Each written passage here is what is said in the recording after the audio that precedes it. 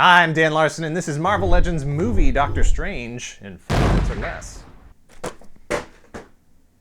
There are two different Doctor Strange figures in the Dormammu Build-A-Figure wave, one based on his look in the comic books, and this one which is based on his appearance in the Doctor Strange movie as portrayed by Benedict Cumberbatch. Am I saying that right?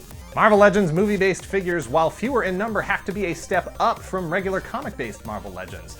They have to meet the normal expectations for articulation and accessories, but also have to look like the actual person that performed the role in the film, which adds another degree of scrutiny to sculpts and paint apps that collectors were already looking at with an extremely critical eye.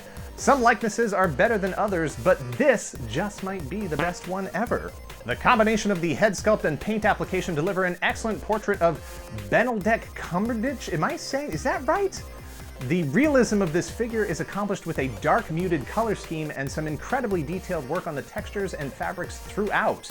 As so often happens with the thick paints applied to figures like this, most of the detail work in the sculpt has softened or even filled in places, which is a shame because this one really looks like it was a stunning piece before it was painted. Because the sculpt work is so detailed, so fine, the effect is best in places where no paint has been applied, like the inside and fringe of his cape, and even down to the rope-like texture of the Eye of Agamotto, the amulet around his neck. And luckily for my particular figure, whoever was tasked with painting the gold studs on the belt didn't paint the eyes, so I got properly aligned eyes and misaligned studs, including one that was painted on the sash overlaying the belt that the stud is supposed to be on. But the frosted temples look good, and that is something that I really appreciate. Some sacrifices to articulation have been made to accommodate the different fabrics that make up Doctor Strange's outfit. Hasbro could have used a fabric robe or cape or both, but cloth goods at this scale don't drape properly over the forms underneath. So while he can't do a full-on splits or wrap the cloak around himself, you can still get him into just about any standing pose that Benedict Cumberbatch himself would get into throughout the course of the film. He comes with what is supposed to be a magic spell effect thing, but it's a bit too solid, so the whole magic effect thing doesn't really look right.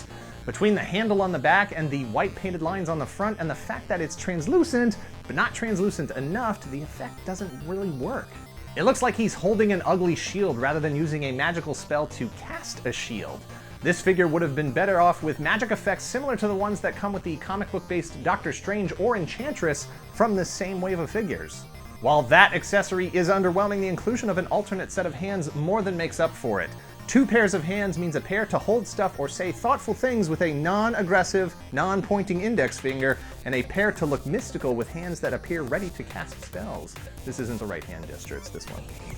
It would have been nice to have a set that was doing the classic Spider-Man web shooting, action, Doctor Strange casting a spell thing, but the extra set of hands itself is a small step forward. Let's not lose sight of the overall goal of handsets everywhere because one figure didn't come with the right handset.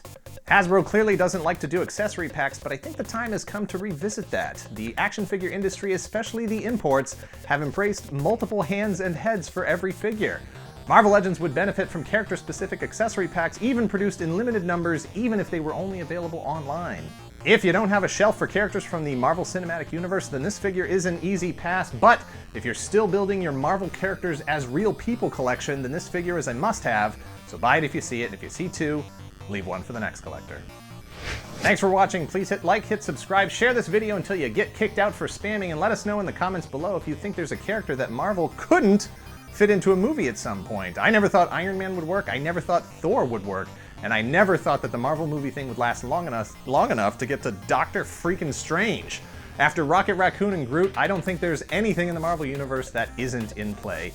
Now that Spider-Man is in, Spider-Ham can't be far behind. Nailed it. Cut.